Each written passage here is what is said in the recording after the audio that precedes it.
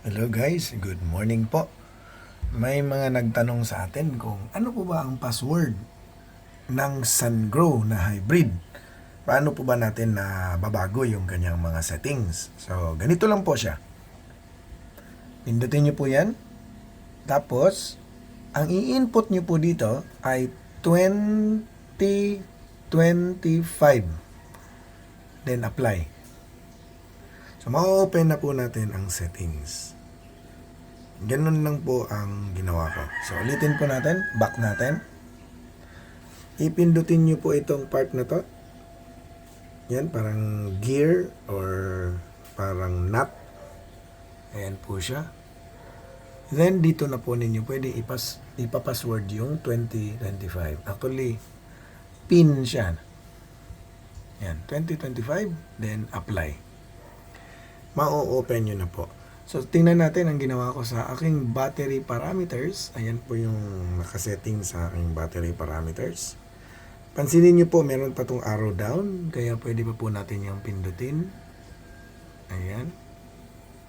Then, kung magbaback po kayo, ito po ang back. Ayan. So, ayan po siya. So, tingnan nyo po yung ginawa ko. Nakaset po ako to 20% lahat. Sinadya ko po yan para lagi na lang po niyang i-discharge ang battery as soon as kailangan. So, hindi na rin po ako nagtipid. Hindi na rin po ako nag-isip na baka masira yung battery ko na maaga, yung mga ganun. Wala na po. Nayaan ko na lang siya. Then, nakaset po yan ng araw-araw. Lahat po yan, Monday hanggang Sunday. So, back po natin. Dito naman po sa power regulations, naka-feed in limitation po tayo para hindi po tayo magtapon sa grid. Free po kayo to comment kung may mga mali rin po ako kasi baguhan lang din po ako dito kay SunGrow. Actually, this is my very first install sa bahay. And then, share na lang po natin kung ano po ang ating natutunan. System parameter, ito lang po yung mga date, oras, ganun po yan. Then, multifunction port, hindi ko pa yan alam, hindi ko pa po yan naaral.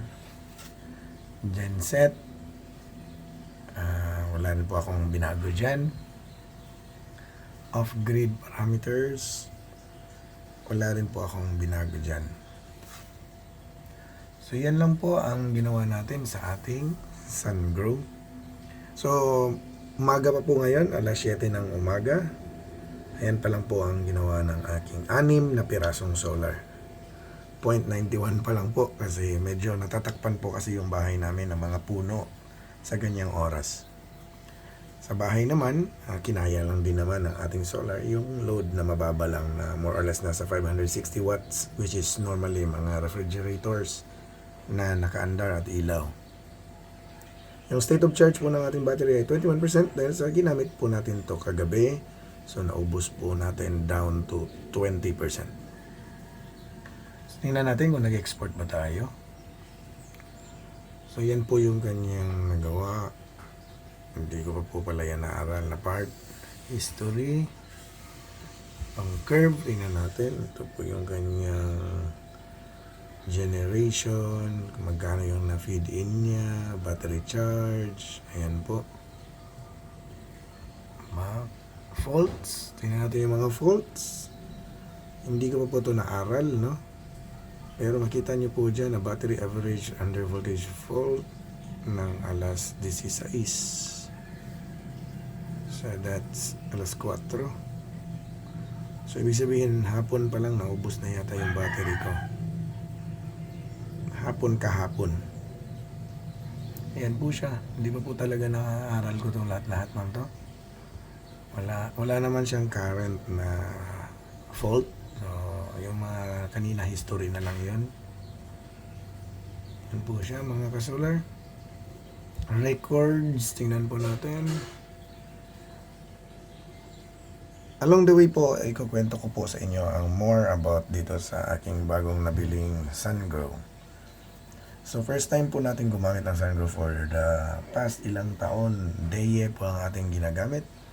Pero dahil sa kakulangan po ng supply, sumbok tayo ng ibang brand at na-prove naman nating maayos at maganda naman po siya. So kung napansin niyo, marami po akong installations ng solar sa bahay. Hindi po kasi ako nagkakabit until hindi ko po nasubukan. So naniniguro lang po tayo na ating magiging customers ay maayos din po nating maservisyohan.